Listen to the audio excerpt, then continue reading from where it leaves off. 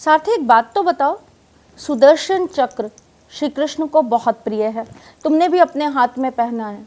बताओ ना, एक सुदर्शन चक्र का इतना महत्व होता है। एक सुदर्शन चक्र क्या हमारे जीवन के अंदर बहुत सारी समस्याओं का समाधान कर सकता है? क्या हमारे सारे शत्रुओं का नाश कर सकता है?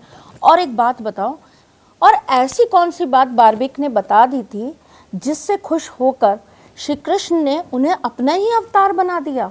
उन्होंने उनका नाम श्याम बाबा कर दिया, खाटू श्याम में उनको विराजित कर दिया, और हारे का सहारा खाटू श्याम हमारा, ऐसा उन्हें रूप दे दिया। बताओ ना सारथी, ऐसा क्या हुआ जो एक सुदर्शन चक्र श्याम बाबा की कृपा का पात्र बन गया? वाह सखी, क्या बात पूछी है तुमने। इस सुदर्शन चक्र की बात कर रही थी। इसके पहनने का भी राज मैं बाद में बताऊंगी, लेकिन उससे पहले बताती हूँ कि वो कौन सी कथा थी जिसे सुनकर श्री कृष्ण इतने प्रसन्न हो गए कि उन्होंने बार्बिक जी को श्याम खाटू होने का वरदान दे दिया। बार्बिक जी, महाभारत की कथा में उनका नाम अविस्मरणीय है। भीम के पोते थे वो। महाभारत जब युद्ध चल रहा था तो उन्होंने उस युद्ध में शामिल होने की इच्छा जताई।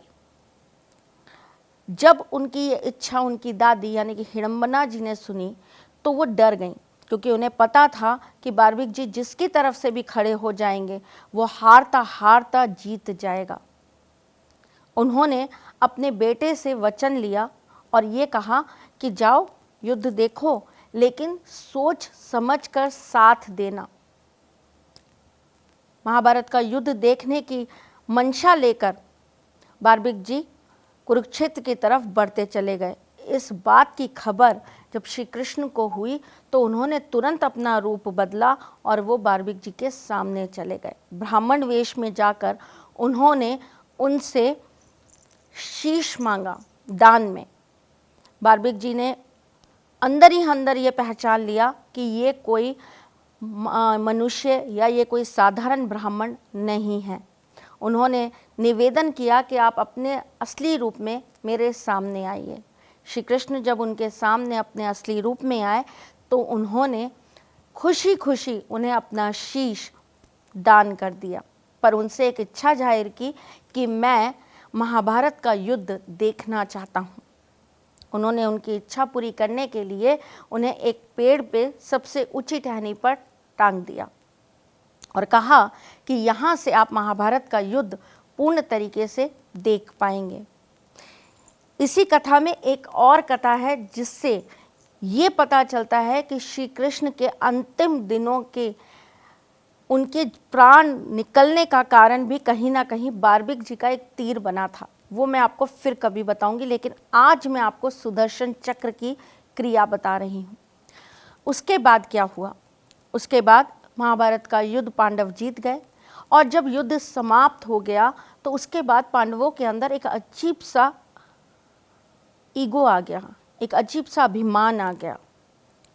उनके इस अभिमान को ख़त्म करने के लिए श्री कृष्ण ने कहा, अच्छा ये महाभारत का युद्ध किसके बलबूते पर जीता गया, ये जानने के लिए हम बार्बिक जी के पास चलते हैं, क्योंकि उन्होंने पूरा युद्ध देखा है। वही न्याय करके बताएंगे कि ये युद्ध किसकी वजह से जीता गया है। सबने बोला ठीक है चलिए। भाई वो उनके पोते थे, उन्होंने कहा चलिए जान लेते हैं उनसे कि ये युद्ध आखिर किसकी वजह से जीता गया। पांचों पांडव, कुंती और द्रौपदी जी के साथ में वो बार्बिक जी के पास गए। उन्होंने जाकर सबने कहा कि हे पुत्र बताओ ये युद्ध किसकी वजह से जीता गया। अर्जुन ने कहा क्या तुमने मेरे तीरों का कमाल देखा? तो वो मुस्कुरा दिए। भीम ने अपनी गदा का गुणगान गाया तो भी वो मुस्कुरा दिए। जब वो बार बार मुस्कुरा रहे थे तो सबने क्रोधित होकर उनसे पूछा तुम हमारा उपहास कर रहे हो, तुम हमारी हंसी उड़ा रहे हो? तो उन्होंने कहा नहीं, मैं किसी का उपहास नहीं कर रहा, मैं किसी की हंसी नहीं उड़ा रहा। मैंने जिस दृष्टि से महाभारत को देखा, मैं बस ये सोच रहा हूँ कि उसका श्रेय आप लोग अपने ऊपर कैसे ले सकते हैं। बस सखी, जब उन्होंने ये बोला तो पांडवों के अंदर एक जागरूकता जागी। उन्होंने पूछा तो बताओ ये युद्ध किसकी वजह से जीते हम? कौन था जो ये युद्ध लड़ रहा था? तो बार्बिक जी ने बताया कि आपको आपके तीर, आपको आपकी गदा, आपको अपने कमान, सब कुछ दिखाई दे रहा था, लेकिन मुझे उससे ऊपर चलता हुआ श्री कृष्ण का सुदर्शन चक्र दिखाई दे रहा था, जो महाभारत में सबको एक एक करके मृत्यु लोक पहुंचा रहा था। अगर वो सुदर्शन चक्र ना होता तो पांडव कभी भी महाभारत नहीं जीत पाते।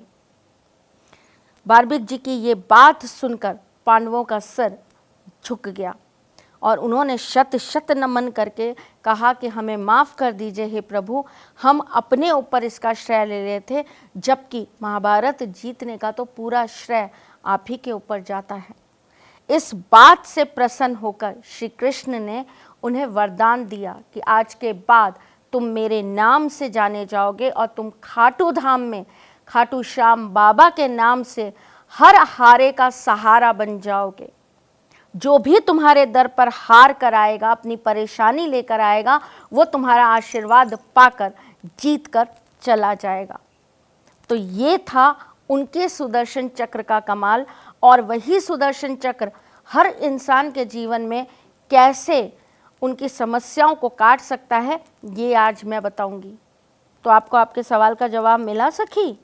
अब खुश हो? मेरी ये बात का भी तुमने बहुत अच्छे से जवाब दे दिया। चलो भाई, अब आगे के सुदर्शन चक्र की क्रिया आप समझो। अपने शत्रुओं के विनाश के लिए आपको क्या उपाय करने हैं वो आपकी सारथी अब आपको बताएगी। अब आपकी ये सखी आपसे इजाज़त चाहती है। अब कुछ नया सवाल लेकर अपने सारथी को परेशान करने और आप लोगों के लिए रोमांच बढ़ाने मैं जल्दी आऊँगी। अभी तो मैं चलती हूँ, अब आगे की कड़ी आपके सारथी के हवाले। तो चलो, आप तो जा रही हैं, लेकिन आपके जाने से पहले आपका धन्यवाद। सखी के सवाल और उनके ही कारण मैं आपको बहुत कुछ अच्छी अच्छी बातें बता पाती हूँ।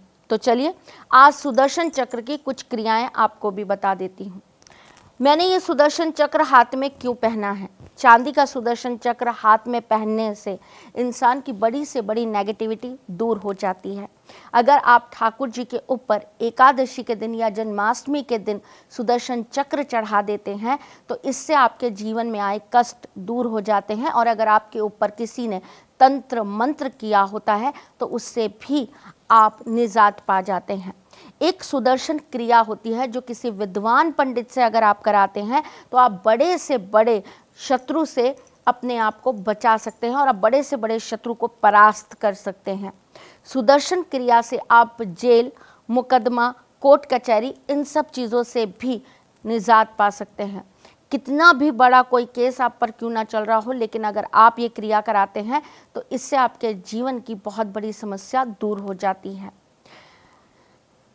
मथुरा के पास में एक कोकिला वन है जहाँ पर शनि देव का धाम है।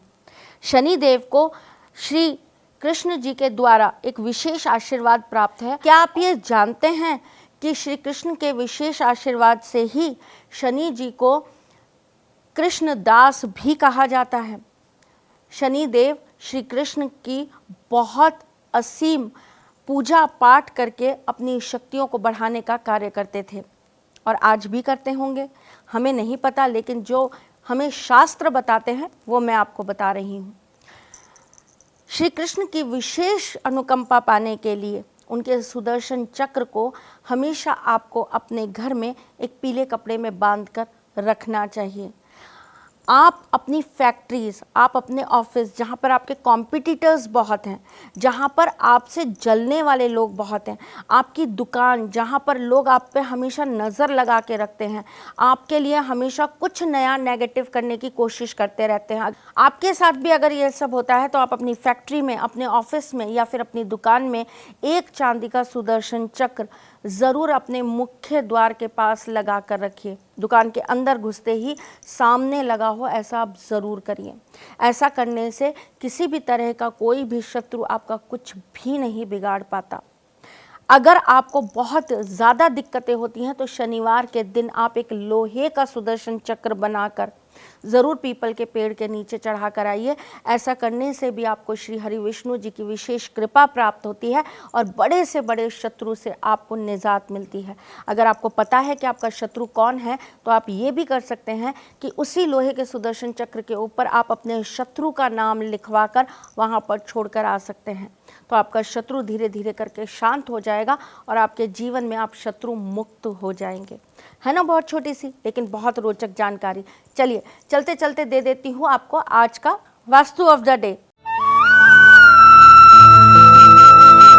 अगर आपको ऐसा लगता है कि आपके शत्रु बढ़ रहे हैं और आपके जीवन में समस्याएं उत्पन्न कर रहे हैं और खास करके गुप्त शत्रु है, तो आपको क्या करना चाहिए? ऑफिस, घर, फैक्ट्री या फिर अपनी दुकान के साउथ में श्री कृष्ण हाथ में लिए सुदर्शन जिस फोटो में खड़े हों, ऐसी फोटो को लाल कपड़े पर फ्रेम कराकर लगा दीजिए। देखिएगा आपके जीवन में ये एक मैजिकल काम करेगा। चलिए चलते चलते दे देती हूँ आपको टिप ऑफ द डे। शनिवार के दिन आप ज़रूर किसी शनि मंदिर में जाकर एक सुदर्शन चक्र चढ़ा के आइए। लोहे का होगा तो बहुत अच्छा होगा। ऐसा करने से आपको श्री हरि विष्णु जी की कृपा तो प्राप्त होगी ही होगी, साथ में आपको शनिदेव की कुदृष्टि से भी निजात मिलेगी। चलिए चलती हूँ, फिर आऊँगी कुछ नया, कुछ अलग, कुछ अद्भुत लेकर। तब तक के लिए मुस्कुराते रहिएगा, रिश्तों में मजबूती बना के रखिएगा, अपने साथी के साथ यूँ जुड़े रहिएगा, प्यार देते रहिएगा, प्यार लेते रहिएगा। कैसा लगता है आपको हमारा चैनल ज़रूर बताइएगा, कमेंट्स ज़रूर करते रहा करिए भाई, बहुत अच्छा लगता है। चलिए आप मेरे फेसबुक और इंस्टाग्राम पेज को भी फॉलो कर सकते हैं, जहाँ पर मैं नित्य नए उपाय और आपको बहुत सारी रोचक जानकारियाँ देती रहती हूँ। आप अपनी समस्याएं, आप अपनी चीज़ें मुझसे ज़रूर शेयर करा करिए, ताकि मैं उन नए नए टॉपिक्स पर आपको वीडियोस बनाकर आपका समाधान दे सकूं। समस्या आप दीजिए, समाधान हम देंगे। तो चले आज के लिए बस इतना ही, फिर आऊँगी। तब तक के लिए ख्याल रखना अपना और उनका जिनसे आप बहुत प्यार करते हैं। जय श्री कृष्ण। सारथी मां त्रिशला ज्योतिष के क्षेत्र में विश्व विख्यात नाम है। ज्योतिष शास्त्र में पीएचडी मां त्रिशला पिछले 22 वर्षों से ज्योतिष की सभी परंपरागत विधाओं के साथ साथ अनेक दुर्लभ गुण विधाओं जैसे परछाई एवं नव्स के अध्ययन से अपनी सटीक भविष्यवाणी और पूर्वानुमान के लिए विख्यात हैं। अपने उपायों द्वारा लाखों लोगों का जीवन संवार चुकी मां त्रिशला लगातार 2016 से ज्योतिष विभूषण अवार्ड प्राप्त कर रही हैं। साल 2018 में उन्हें उत्तराखंड के मुख्यमंत्री त्रिवेंद्र सिंह रावत ने ज्योतिष विभूषण अवार्ड से सम्मानित किया था और साल 2016 में उन्हें राजस्थान में बेस्ट एस्ट्रोलॉजर के अवार्ड से नवाजा जा चुका है।